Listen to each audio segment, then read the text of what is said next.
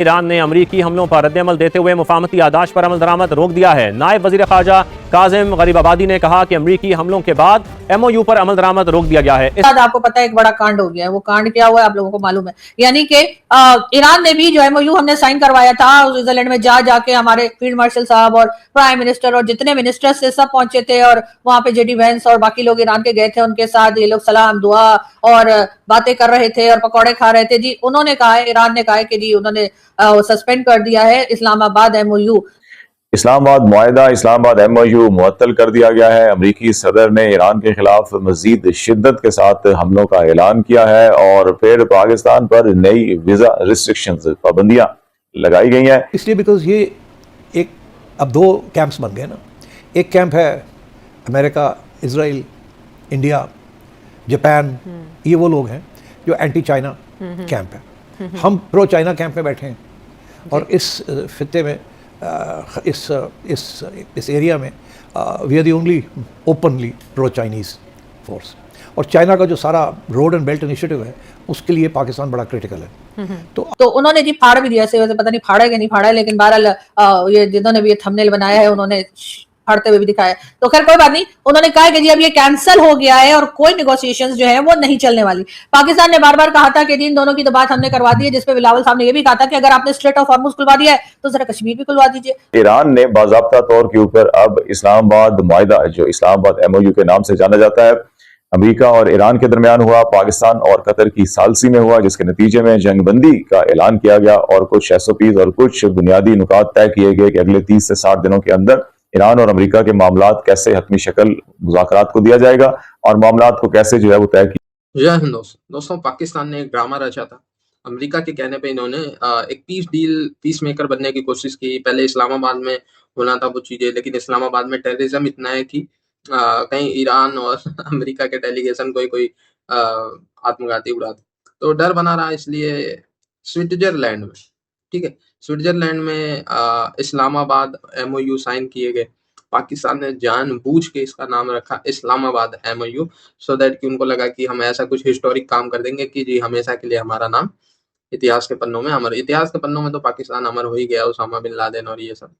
लेकिन जो चीजें वो मजे आ रहे हैं। इस्लामाबाद MOU को फाड़ के फेंक दिया है ईरान ने, और ईरान के जो मीडिया आउटलेट्स है उस पे ये चीजें लिख जा रही है, there is no value of Islamabad MOU, Islamabad MOU in dustbin. मतलब अब पाकिस्तान को डस्टबिन और कीचड़ में इस्लामाबाद को डाला जा रहा है। काफी मतलब अच्छा लग रहा है ये सुन के, जस्ट बिकॉज कि जब इस्लामाबाद MOU साइन हुए थे ना, तो अमेरिका और ईरान तो अपने जो थे वो थे, लेकिन पाकिस्तान इतना खुश हो रहा था।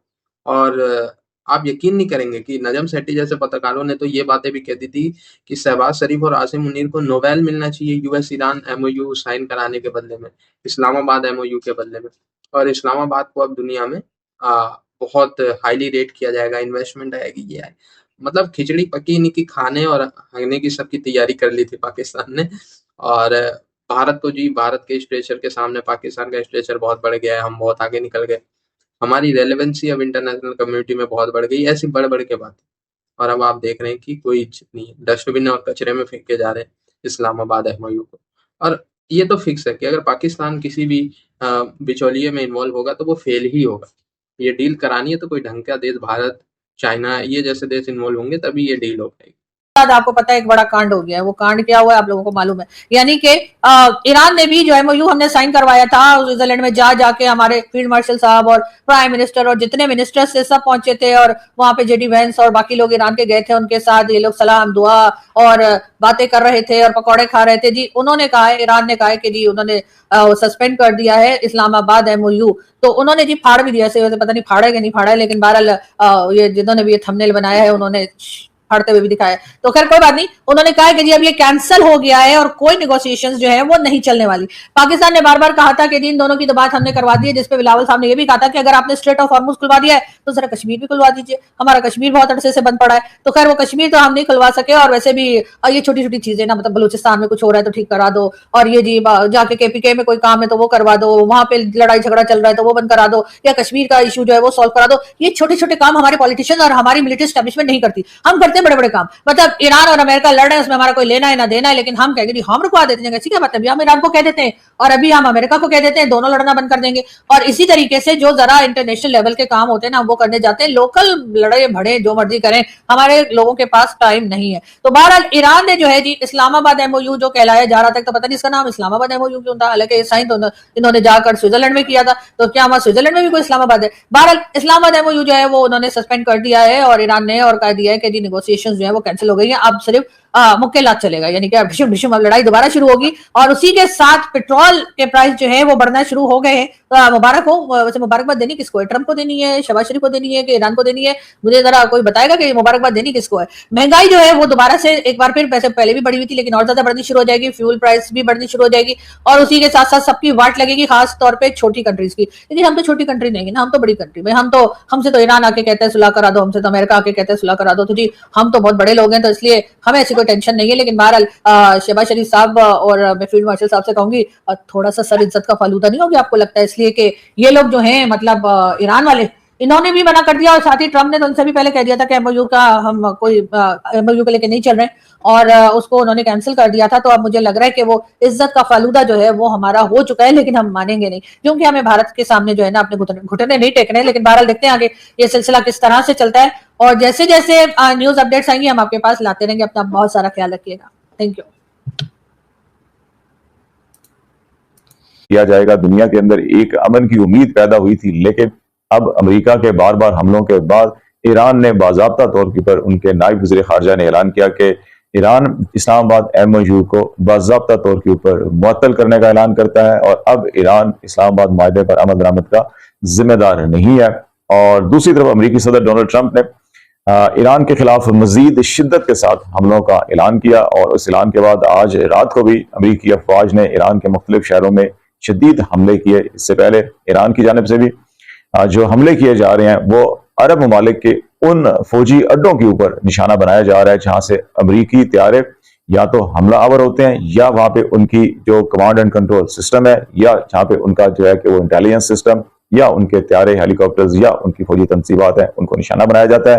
पाकिस्तान के अंदर या बाज़ आलमी मीडिया के अंदर या इवन जो अरब मीडिया है उसके अंदर ये तासुर देने की कोशिश की जाती है।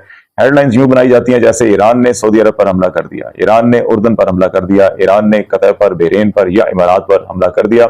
एक्चुअली ईरान जो हमला कर रहा है वो उन फौजी ठिकानों पर हमला कर रहा है जहां से ईरान की सरजमीन पर हमले किए जाते हैं और जहां से प्लानिंग की जाती है वो जगहों को निशाना बनाया जा रहा है। अब इस सारी सूरत हाल के अंदर उर्दन में जो हमला किया गया, पहली बार अमेरिकी सेंटकॉम ने अब इस जंग के इस फेज के अंदर ये इतराफ किया कि ईरानी हमले में 2 अमेरिकी फौजी हलाक हुए हैं, 4 जख्मी हुए हैं, 1 लापता है और इसकी मजीद तफसीलात जो है कि वो सामने आ रही हैं। अब ऐसे हालात के अंदर जो ईरान के सुप्रीम लीडर है उनका बाज़ाब्ता तौर के ऊपर एक तहरीरी बयान भी जारी किया गया और ये ईरान के सरकारी मीडिया के ऊपर जारी किया गया।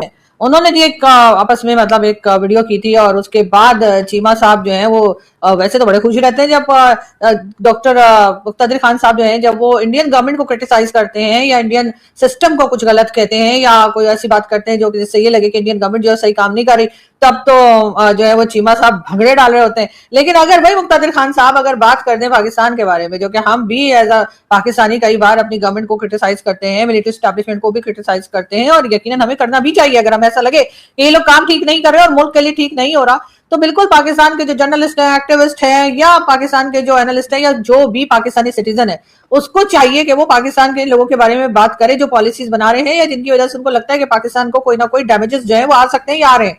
लेकिन चीमा साहब जिस वक्त मुक्तदिर खान साहब जो है वो कोई बात भारत के लिए करते हैं तब तो चीमा साहब कहते हैं वाह वाह वाह, लेकिन जैसे ही उनका इशारा पाकिस्तान की तरफ हो जाता है तो चीमा साहब को एकदम ही गुस्सा चढ़ जाता है। तो खैर थोड़ा सा क्लिप देख लेते हैं और ये चीमा साहब ने मुक्तदिर खान साहब के वीडियो यानी उनके साथ जो वीडियो किया था उसके बाद बनाई है, या नहीं सॉरी मुक्तदिर खान साहब ने अपने चैनल पे जो वीडियो बनाई थी पाकिस्तान के बारे में उसको लेकर चीमा साहब बड़े अपसेट है और उन्होंने मुक्तदिर खान साहब की उस वीडियो के बारे में यहाँ पर बात की है। एरियाज है उनका उनके बारे में मुक्तदिर खान साहब का, वैसे उनके थंबनेल को अगर देखें आप मुक्तदिर खान साहब के तो उन्होंने थंबनेल भी ऐसा बनाया है कि जिसमें कई हिस्से जो है पाकिस्तान के वो अलग अलग दिखाई दे रहे हैं। लेकिन चले ठीक है, Pakistani as a true Pakistani आपको उनकी बात बुरी लग सकती है और लगनी भी चाहिए कि अरे ऐसे कैसे हमारा मुल्क तोड़े डाल रहे हैं, लेकिन ये बात भी फैक्ट है कि इस वक्त पाकिस्तान की जो हालत है उसको भी नजर में रखना चाहिए। जैसे कहते हैं ना कि सच्चाई की तरफ, रियलिटी की तरफ भी आपको देखना चाहिए कि क्या हो रहा है। सिर्फ ये कह देने से कि नहीं जी हमारे यहाँ तो ऐसा कुछ है ही नहीं, तो जी 71 में भी पाकिस्तान टूटा था, उसके बाद इस वक्त जो बलूचिस्तान की हालत होके रही है, सारे वक्त वहां पे अटैक चलते रहते हैं BLA के, कभी जाफर एक्सप्रेस हाईजैक हो जाती है तो कभी वहां पर पुलिस चौकी पे हमला हो जाता है तो कभी वहां पे कुछ और गड़बड़ हो जाती है और चलती चली जा रही है, यहाँ तक कि वो CP पिछले 13-14 साल से कंप्लीट इसीलिए नहीं हो पा रहा कि वहां पर मुसलसल अटैक्स चल रहे हैं और गवर्नमेंट जो है वो कुछ भी करने में नाकाम दिखाई देती है। अब अगर ऐसे में मुक्तदिर खान साहब ये कहते हैं कि जी पाकिस्तान जो है वो कई हिस्सों में बंट सकता है, पाकिस्तान जो है उसके कई टुकड़े हो सकते हैं, तो भाई आप उसको उस बात को समझ के अपने आप को ठीक करिए ताकि इस किस्म का प्रॉब्लम आपको ना देखना पड़े।